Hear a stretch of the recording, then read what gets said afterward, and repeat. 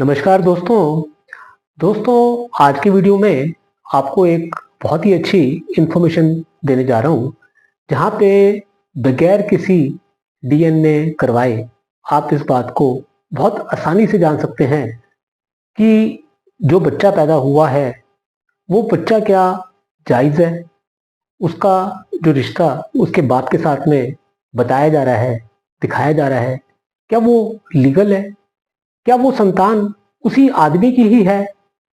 इस बारे में बहुत बारी डिबेट भी होता है और बहुत सारी कहानियां भी बनाई जाती हैं।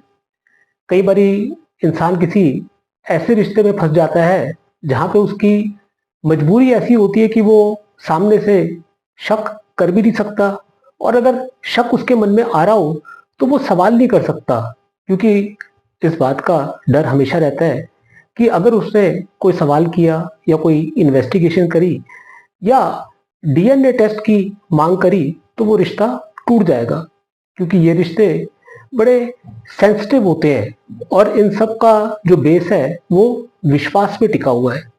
लेकिन इस विश्वास के अंदर में जब भी कभी शक की दीमक लगेगी तो वो रिश्ता क्या है, खोखला हो जाएगा।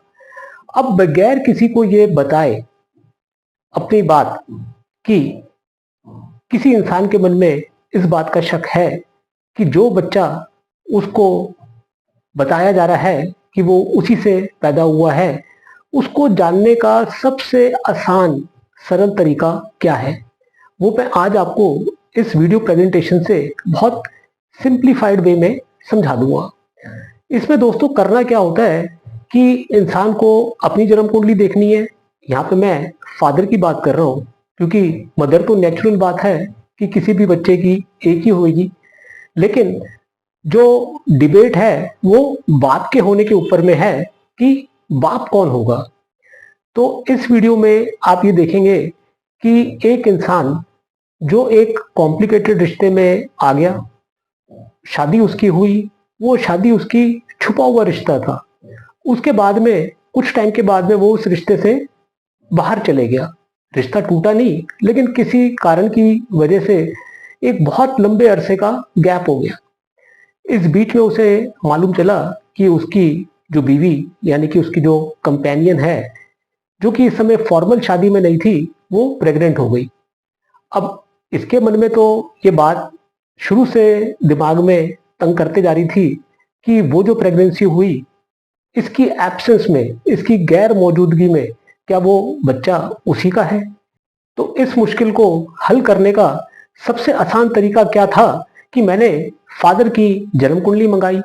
यहाँ पे आप देखिएगा कि जिस दशा के अंदर में इंसान का जन्म होता है, उस दशा का कोई ना कोई लिंक आपको उस भाव के साथ में जुड़ा हुआ मिलेगा जहाँ पे उसका बीज पड़ा हुआ है।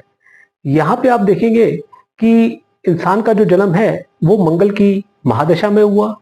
मंगल को आप देखेंगे कि वो कुंडली के 11th हाउस में है।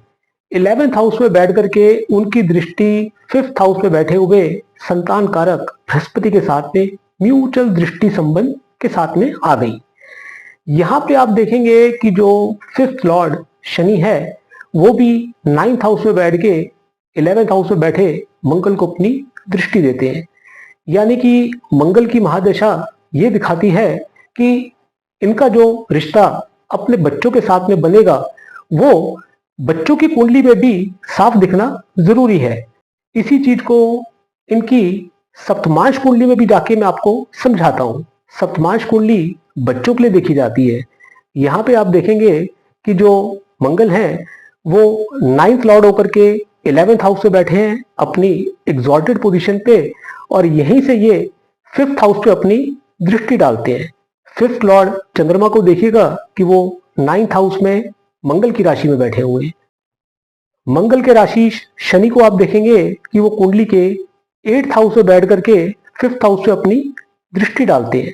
लग्नेश बृहस्पति को आप देखेंगे कि वो अपनी वक्री दृष्टि से मंगल को भी दृष्टि देते हैं, 9th हाउस में बैठे हुए 4th लॉर्ड चंद्रमा को भी दृष्टि देते हैं, और 4th हाउस में बैठ करके मंगल के राशि शनि को भी दृष्टि देते हैं। तो यहाँ पे ये बात पूरी तरह से क्लैरिफाई हो जाती है कि मंगल का रोल जो कि इनकी जन्म कुंडली में फिफ्थ हाउस फिफ्थ लॉर्ड के साथ में बना, वो सप्तमांश कुंडली में भी फिफ्थ हाउस फिफ्थ लॉर्ड के साथ में बना हुआ है। अब इसी बात को क्रॉस चेक करने के लिए इनकी बेटी की भी जन्म कुंडली में आपके साथ में लगाता हूं और वहां पे इस कनेक्शन को एस्टैब्लिश करके प्रूव करता हूं कि वो लीगली बोनाफाइडी इसी इंसान का बीज है। यहां पे दोस्तों मैंने इस इंसान की बेटी की जन्म कुंडली लगाई है।